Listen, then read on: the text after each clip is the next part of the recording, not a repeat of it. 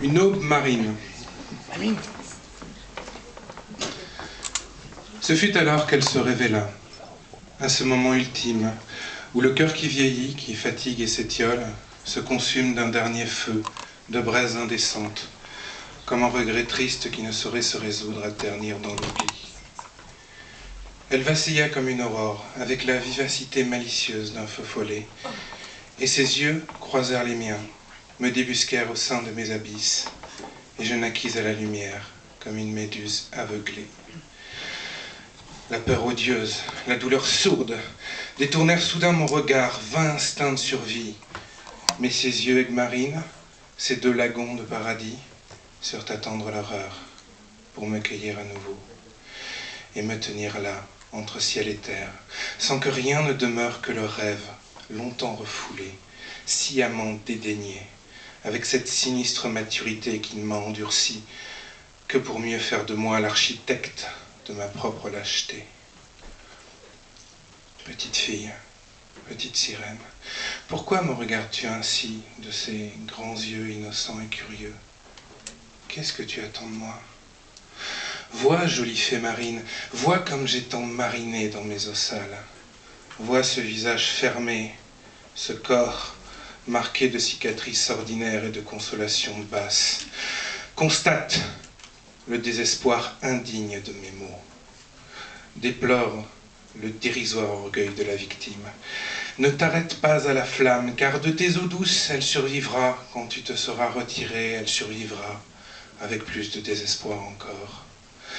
Et comme jadis, comme toujours, la mort naîtra d'un battement de cœur. Mais non, elle ondule, la belle ondine. Elle se fout bien des ondits. Elle est chatoyante au fond de mon océan. Elle est arc-en-ciel, moi qui suis sentencieux. Elle balaye mon amertume de toute son écume.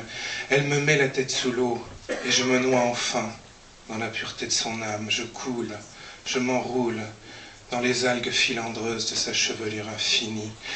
Je rêve à nouveau, j'en crève de nouveau, vertige des profondeurs. J'aurais voulu lui dire, croise tes doigts fins de naïade avec les miens, juste un instant, car je ne saurais plus vivre plus longtemps sans connaître ces sensations. J'aurais voulu lui dire, serre-moi fort contre toi, ceux qui n'ont jamais pleuré sur ton épaule errent encore dans le noir.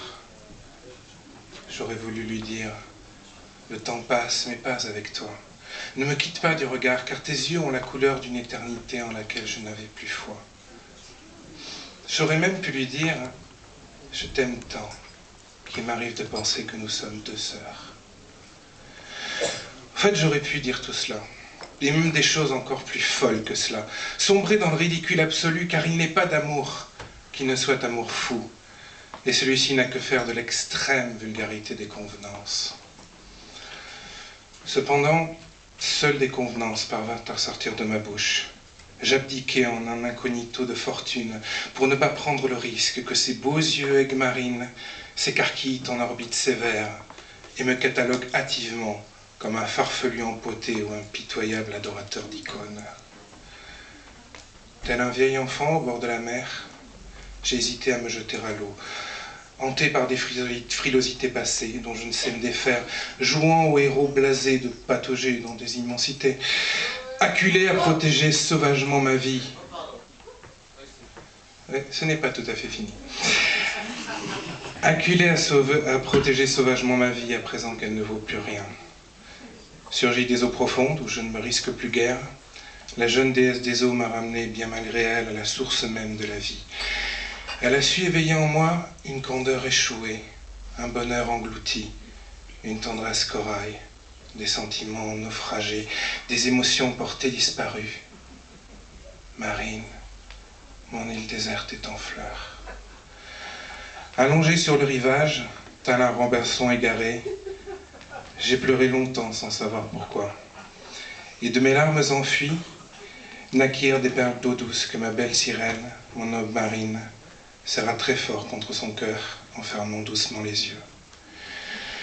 Ce fut alors qu'elle se révéla, à ce moment ultime, où le cœur qui vieillit, qui fatigue et s'étiole, se consume d'un dernier feu, de braises indécentes, comme un regret triste qui ne saurait se résoudre à ternir dans l'oubli. Merci de votre attention.